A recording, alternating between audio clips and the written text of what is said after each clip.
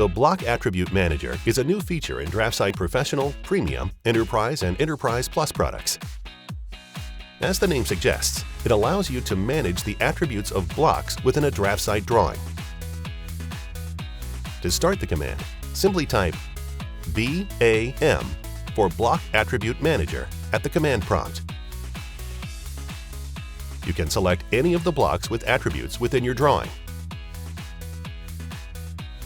Once selected, you can change various text settings such as text style, justification, and height. You can also change properties such as layer, line style, and line color. The Block Attribute Manager offers a quick and easy method to change all block attributes.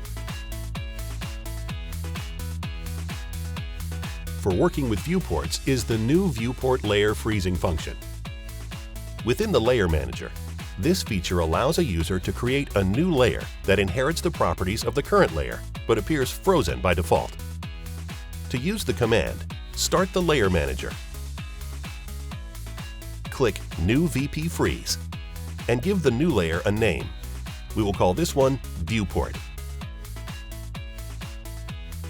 We will set it as the default layer.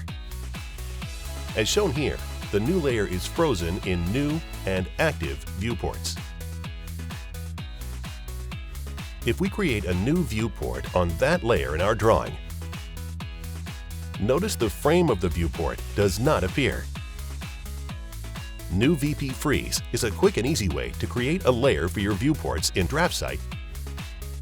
To learn more about DraftSight Professional, Premium, Enterprise, and Enterprise Plus products, visit DraftSight.com.